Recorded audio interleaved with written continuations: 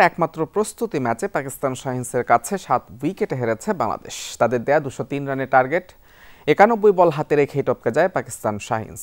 Dubai আন্তর্জাতিক cricket স্টেডিয়ামে bat করতে নেমে শুরুতেই তানজিদ হাসান তামিমের উইকেট হারায় বাংলাদেশ। 12 রান করে সাজঘরে ফেরেন নাজমুল শান্ত।